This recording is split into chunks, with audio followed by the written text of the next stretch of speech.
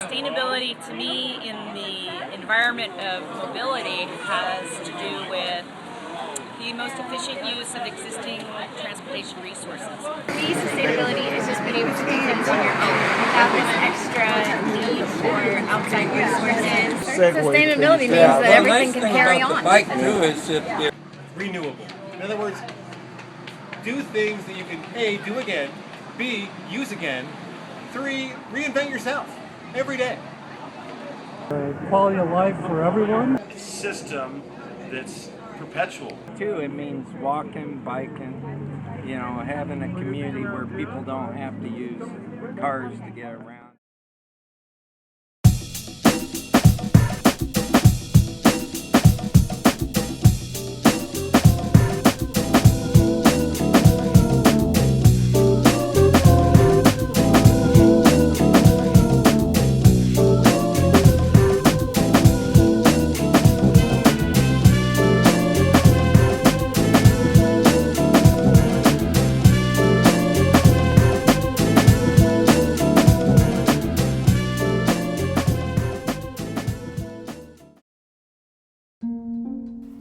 While we've seen policies that support vehicle and fuel efficiency, we have only begun to address the issue of how much people drive. In order to reduce our driving, we need to create communities with improved transportation and living choices.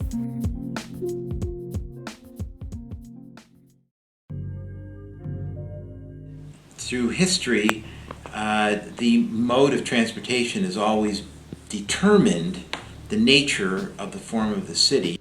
In the latter part of the 20th century, we evolved into depending upon automobiles in general, oftentimes single occupancy as well. If you think about a time before the auto, thousands of years of mankind, the speed of our transportation was as fast as you could walk or run or ride a horse.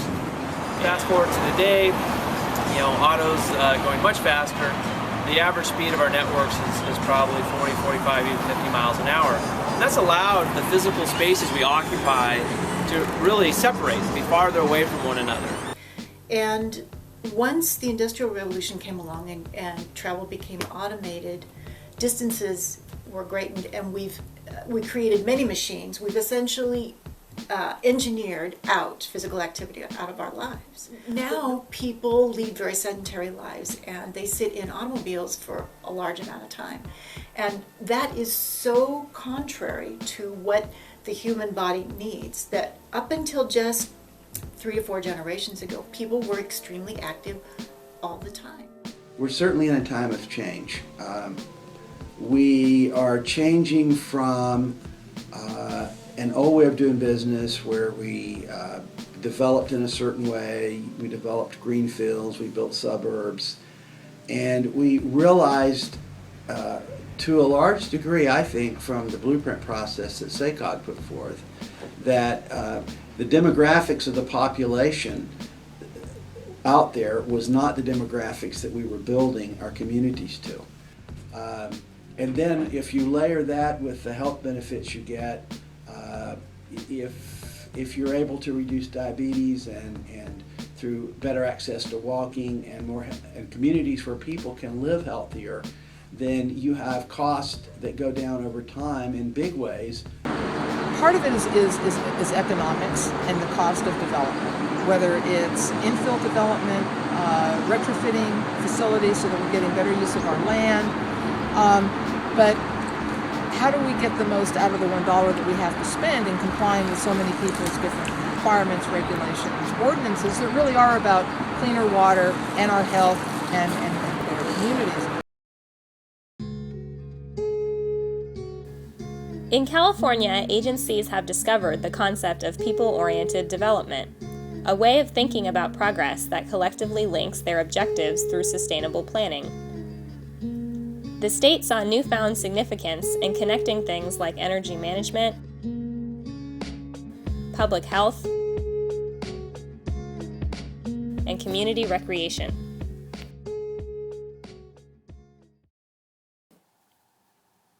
Pupil-oriented development is a concept that goes beyond planning for high-density development near transit stations. Rather, POD, or POD, is about helping communities create affordable and healthy living near quality jobs, food, education, and care. It can be broken down into several different areas. Each area has individual goals that connect to the big picture of reducing California's greenhouse gas emissions and creating sustainable communities. One way to promote job growth is to invest in employment density and supporting activities around transit stations. And we're better and better understanding that really the entire world economy runs on regional economies. It's not nation versus nation, it's not state versus province or state versus state, and it's not even individual cities. It's metropolitan regions acting together that form market economies. In the last 10 years, we've lost right around 35% of our manufacturing base. That's a drop in jobs from almost 2 million down to about 1.3 million. And that 650,000 jobs, if you look at that and look at the jobs that it also creates in the community, that 2.5 to 1 ratio, that really means 2 million jobs that were lost. It's been kind of a challenge because people don't really understand the urban winery. So we do everything here that wineries do out in the foothills or in Napa. So we do everything from grape to bottle. We bring the grapes in, we crush them, we ferment them, we do all of the bottling, then we actually just reel them up on a dolly to our tasting room and sell it. So pretty much almost, I would say 95% of our case goods is sold right here from our tasting room. So it's, and you know, they don't go very far. We just walk them up. So and that's how we deliver like to the co-op. We just walk them over there on the dolly. As part of the planning process, locate educational facilities through land planning, which promotes safety and active transportation. Well, Safe Route to School comes out of the fact that in 1969, almost half the children in America walked or biked to school. Half. Right now, it's about 9%. There's no great surprise that this dramatic drop in the number of kids who walk or bike to school has also been linked to more sedentary lifestyle, obesity, poor health, things along those lines. Because we built our schools, the roads around our schools, many of which took place after World War II, to drive to school. It was not based on the idea of getting kids to walk or bike to school. It's no surprise that when a focus group was gathered by the National Center for Safe Routes to School, that parents were asked, why do you like to have your child, or would you like to have your child walk or bike to school? Social connections was one of them. Fun. Outright fun. You get to meet your friends, you get to meet other people, you get to see the world around you. That's a very engaging and enlivening action. And consequently, the initial studies show that children who do walk or bike to school are better prepared at school. They've got the wiggles out. A number of schools, in order to build on that, have even developed programs where the kids come to the school, if they're dropped off, and they walk around the yard for a while. Kind of gets, for those tired ones, it wakes them up. For the ones who are kind of crazy, it spins them down. Sac City Unified School District has been all about linked learning and this whole 21st century notion that learning doesn't just take place in a classroom. Most of our kids on either side of our school, there are bus stops for the regional transit here in Sacramento. Most of our kids take that. If you take us off the grid, if it takes 2 hours to get to your internship, 3 or 4 hours round trip, you can see where there would be issues. We, as Medsters, are allowed to go to internships around downtown, and we're allowed to take classes over at Sac City College. Essentially, the idea behind it is to give students a garage and a workspace so that they may fix up and ride their bikes around. Kids need a place to feel safe about working on their bikes. We wanted to give kids like a safe zone. In order to create livable communities, we must connect people to parks, nightlife, shopping, and places of gathering. And then the urban greening program is also very similar in the sense that it's focused on local governments, regional governments, nonprofits as well. And the idea is that if we're going to be planning, these communities where we're looking at infill development and in growth in existing developed areas and increasing density and things like that, that we have to make cities pretty and healthy and fun to live in, because if we expect everybody to live in them, they have to be nice. So urban greening is not just for the aesthetics of street trees or a park, which we definitely want, but it's also for water conservation efforts, energy conservation efforts, stormwater, cleaning up our stormwater through vegetated tree-lined streets, things like that. So that people have a place to walk, a place to play, a place to recreate. They have clean air, they have clean water, they have a park to go to with their kids. Because otherwise we can't expect, the next big spurt of growth in California to all just suddenly want to live in dense city environments without making them healthy and nice to live in. So. Always kind of thought we wanted a big shared patio, kind of open, so that coffee drinkers could come over and sit with their friends who are wine drinkers and just hang out together. And, we love when Temple customers are in our patio. It just makes for a nicer experience. More people's better for business, so. But when we view our parks, it's part of our infrastructure, but it's also one of the first pieces of infrastructure that we cut. That's present in Sacramento, it's present at the state, it's present at the national level. And we undervalue just what parks bring to our entire community. To optimize our system, we must manage existing infrastructure, services, and programs supporting mobility for all.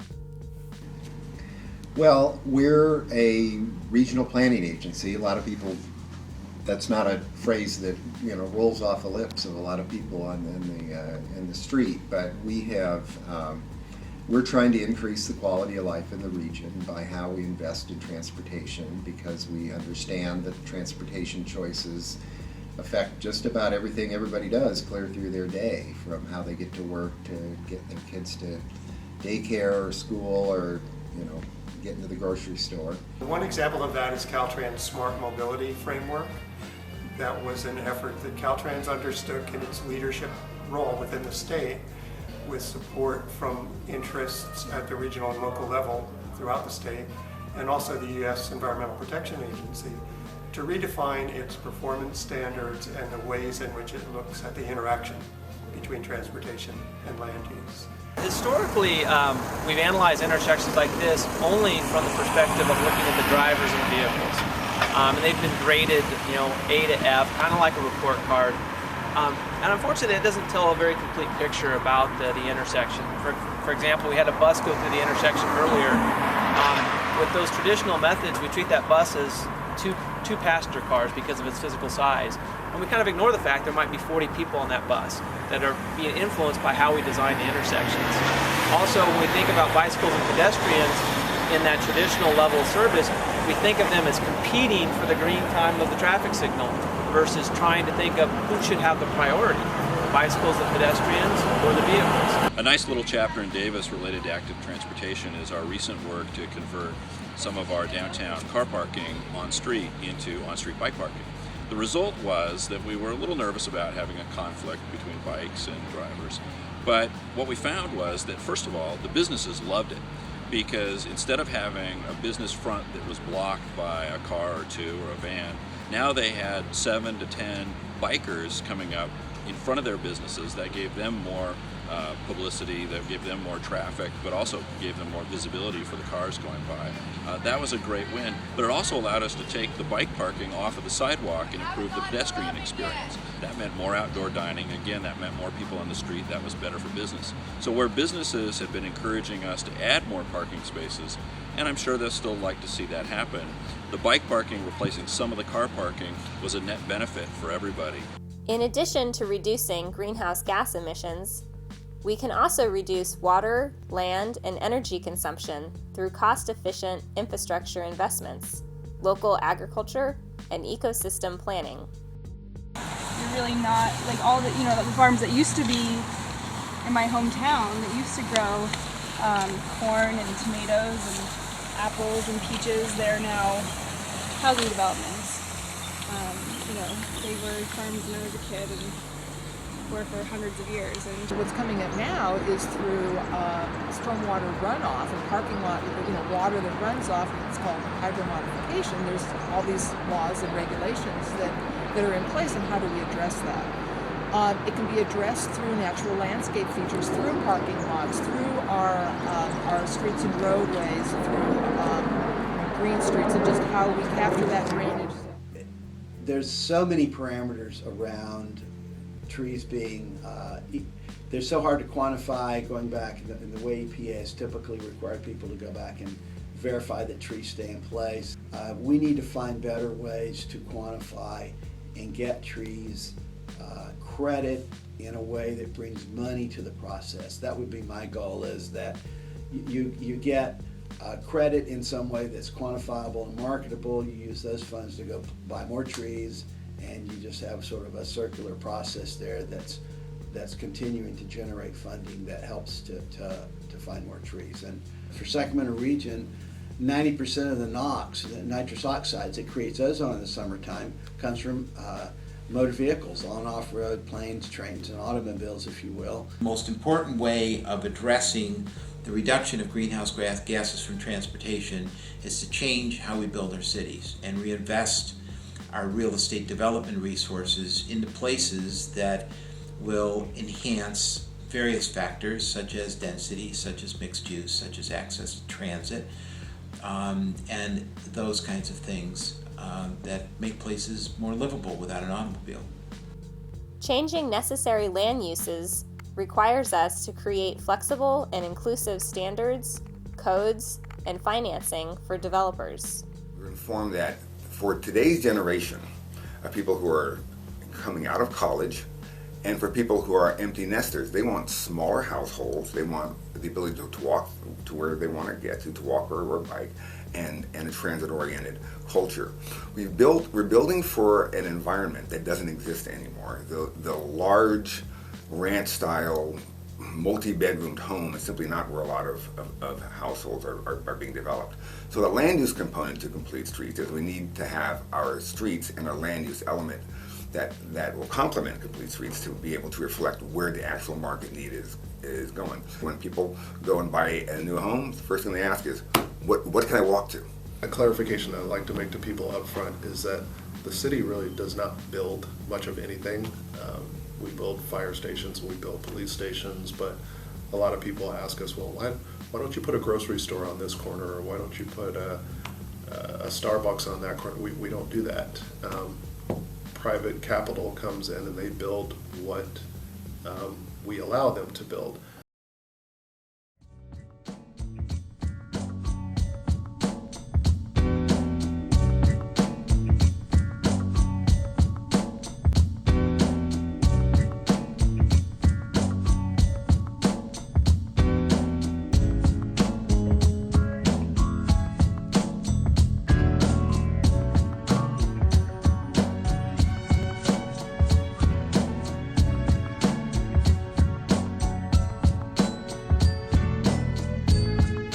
Achieving climate change goals and developing healthy communities are difficult tasks to manage on their own, but planners and policymakers can utilize people-oriented strategies to tackle both. The goal: sustainable communities and reduced greenhouse gas emissions. The process: POD. Across these strategies, there are common themes that create the process of POD through a conversation change, which can be used as a foundation for implementing landmark climate change legislation like AB 32 and SB 375.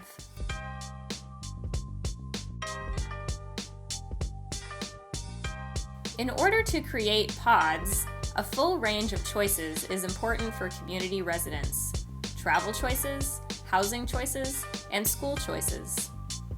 The blueprint is about options and variety and choice, and trying to have the land use pattern that we're building much better reflect the diversity of the people who live in this region. We have a lot of strategies to try to get people to not drive. Obviously there's buses and light rail and a lot of options out there. A lot of employees where you work might offer money to employees so that they would take the buses versus drive. Parking is a big issue, so that's also something very expensive that you don't have to cover when you're taking transit. The city tries to do a lot of things to encourage bike riding as well, making sure that we have connected bikeways throughout the city, safe routes that have good signage to get you to where you want to be, secure places to park your bike. We've got about 2,000 kids in and around the Sacramento area whose needs aren't being met. They're not in schools right now. There are, a zillion different types of kids. There should be a zillion different types of schools.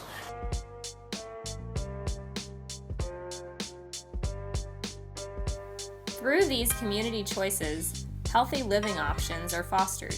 One of the ways is to encourage going to farmers markets where you get a lot of reasonably priced fresh fruits and vegetables, and being able to also have community gardens. I would say that first off that air quality districts and air agencies, whether they're state, local, state, or federal, are public health agencies. The science behind why we're here and what we do is based on protecting public health from air pollution.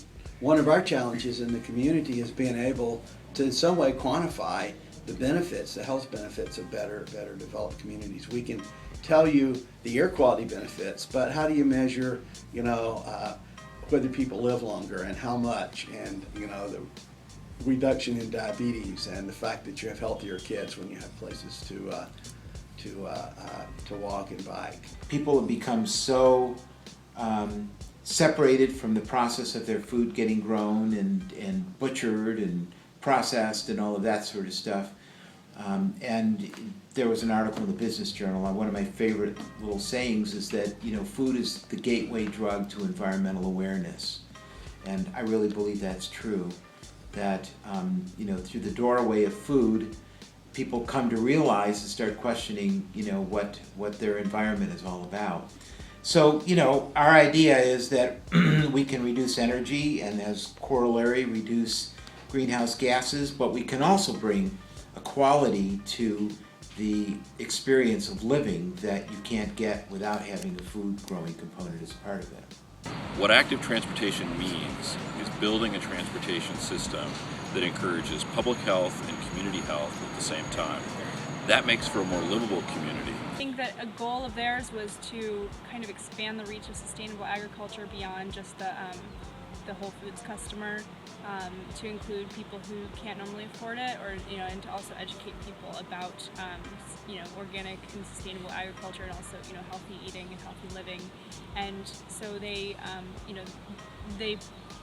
chose this location specifically for that reason, and the school behind us used to be a middle school up until last year, and so they very early on started working with bringing the middle school kids over and just kind of exposing them to how your food grows. And it's something that most urban kids, most kids in general in this country are really disconnected from, and I think that they really saw a need to kind of reconnect people with the source of their food. And it's about bringing programs and using facilities and making residents more aware of how close their parks are to them. And one of the ideas that came out of that was this program of park prescriptions. And the reason that came about is people are accustomed to going to their doctor and they expect to get a prescription if they need medication. And sometimes they also get advice about different things in their lives that they need to change. And studies have shown that when a doctor tells the patient to do something, either to stop smoking or exercise more, patients tend to take it seriously. So this is actually taking it a step further. Instead of just giving the advice verbally, what we would like to do is have the doctors write a prescription for the park.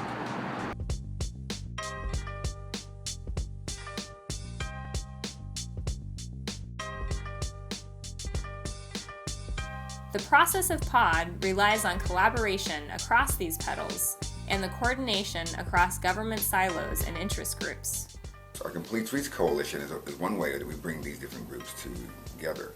The Sacramento Area Bicycle Advocates serves on the coalition, the air district, the Air Quality Management District, Breathe California, the Environmental Council of Sacramento as well. And this is one way we come together and develop common themes and common action and share information. Many of the issues that we work on are all the same. We're able to provide different perspectives on it. And instead of going it alone, you're going it with a group of folks, a pod, if you will. Then things are possible, and that's a bit of what the district is up to. And I think that is key to success in education, success in innovation on a lot of fronts. The Strategic Growth Council, there is the Health in All Policies program, which is being run by the Department of Public Health. And it's a really great model of looking across all the agencies in the state and departments and their different programs and policies and how they are either already or could improve, looking at public health as a goal. I've been a proponent of collaboration since 1990 because I worked for an agency that didn't have a lot of resources and you had to collaborate. There just weren't the funds to do it, and without collaboration you really couldn't make progress or get anything done. So in my core, I'm a collaborator. So in taking with this grant, the collaboration just continued to grow, and a lot of this stuff is just common sense. You put egos aside, you put agency or boundaries aside, and you start looking at how can we all bring our resources to the table so that we can all get something for the greater good. The other thing with grants is that grant funders don't want to fund controversy. They want to fund consensus. And so it's going to take a process before a grant goes in to establish that there really is consensus around good ideas for community planning.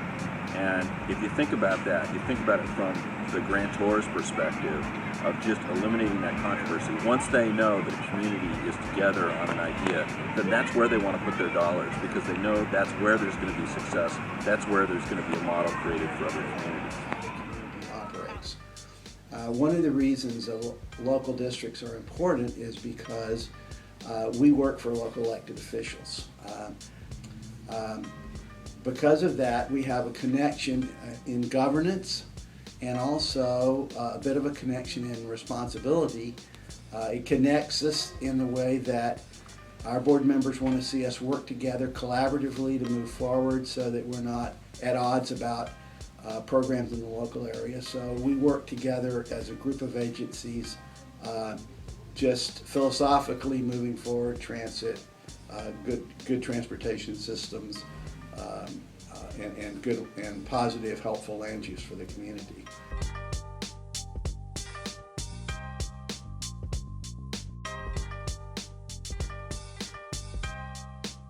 We can build upon collaboration in the POD process by creating new ways of innovating. Have a bicycle collective. We want to have sort of like they have on I Street, the bicycle kitchen. And so again, our interns, Jeremy and Braden and some other kids, said, spoke with those guys that have the bicycle kitchen, and they received a small but mighty grant that allotted for some materials and some tools and things like that. They work with someone such as yourself that acts as a mentor, that is an expert in his or her field.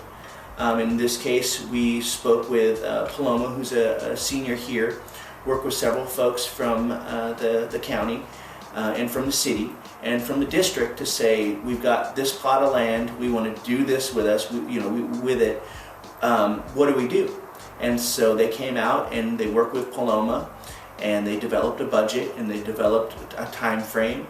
And so the garden plans have been drawn up, and it's just only a matter of time before it begins to take root.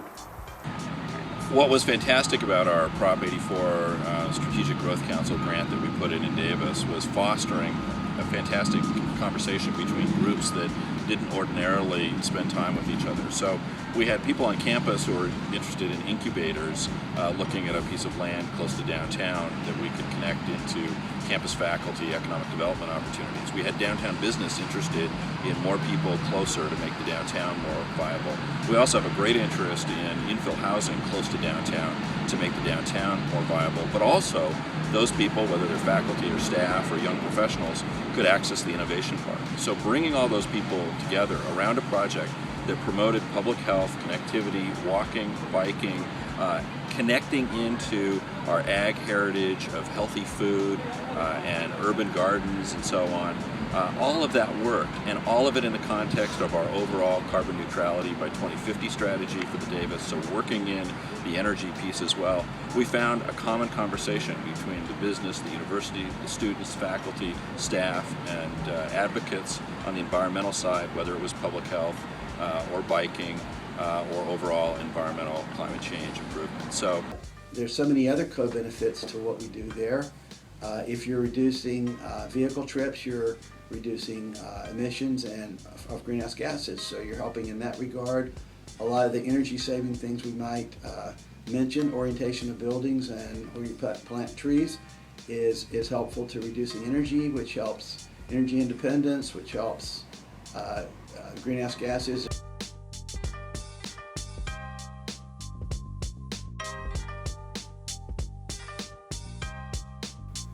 We can use an integrated approach to transportation planning and funding to improve community quality of life while also meeting California's environmental and economic goals. one of the challenges of being a local elected official is figuring out really how to move the agenda forward. On the one hand, we have the things that come before the council that we have to make decisions on every 2 weeks.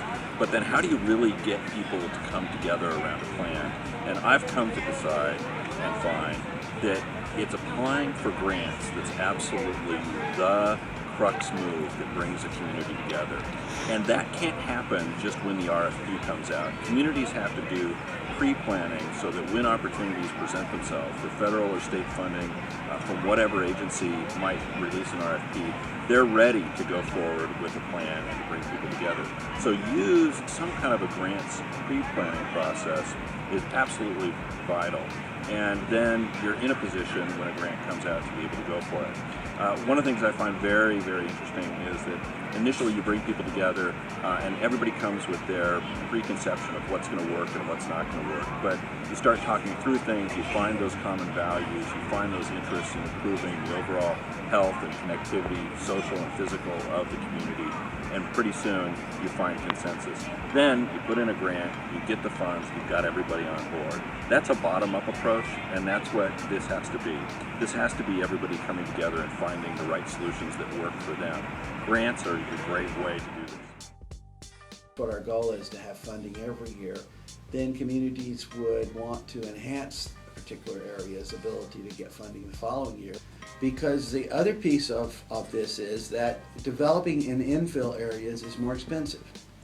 That's been the second reason is, our development pattern has been on the outskirts because that was where the cheaper land was. It was less expensive to do it there. Going back into the city, reinventing places in the city means you have to, the costs are higher. You have to redo infrastructure, the land cost is higher. So there's a lot of upfront reasons why it's more expensive to do that.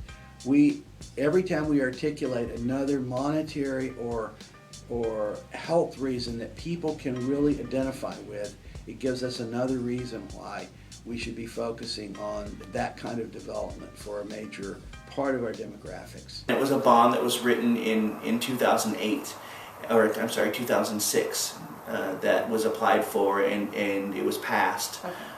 And so we again were able to almost double or a little more than double our money. It was $3 million, and then towards, with all of those things that I mentioned combined, it's about $7 million. And our superintendent, Jonathan Raymond, being a forward-thinking person, and because of, and I think I would like to think of myself as a slightly forward-thinking guy, folks got together and said, look, there are possibilities to make this a green school. There are possibilities that we could apply for being LEED and or CHIP certified. But there are certain things that you have to do. You actually have to be green, and you actually have to strive for one of those levels. And small communities don't have, nobody has money right now, and that's part of the problem.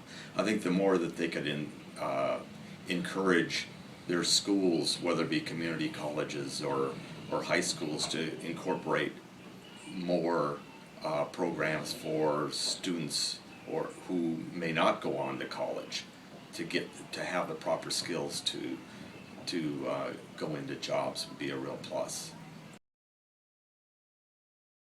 What do people think about the frosting? It was good. You like the frosting? Yeah. Who wants to guess what the secret ingredient is in the frosting? Love. No thanks. Love. Love. Oh, that was an excellent answer. There's another thing aside from love. You're never gonna guess what it is. Is it stevia? No. Well, agave is in it, but that's not the secret ingredient. It's avocado. What? Avocado is so amazing. No wonder it's Avocados are awesome. No wonder I like it. But did anybody taste the avocado? No. No. Things like, music and art and places to hang out, and I kind of like to call it, almost like the teenager part of a community. Like what do teens do? That we need to create really awesome communities, really livable communities, really sustainable communities that are just so awesome. Nobody knows that they're sustainable or environmentally friendly or maybe, revitalizing urban centers. The planning process will change when we change.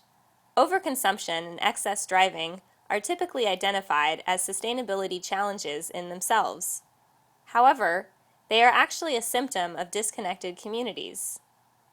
When we are connected to our neighbors and invested in our neighborhood activities, we carpool, bike, walk, drive, and ride closer to home because that is where our hearts are. Creating sustainable communities is not about convincing people to give up driving.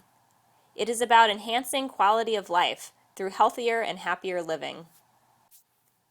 In a state that drives 800 million miles a day and spends 10% of household income on cars, planning for pods today will blossom beautiful communities tomorrow, where people have more opportunities to engage in simple living.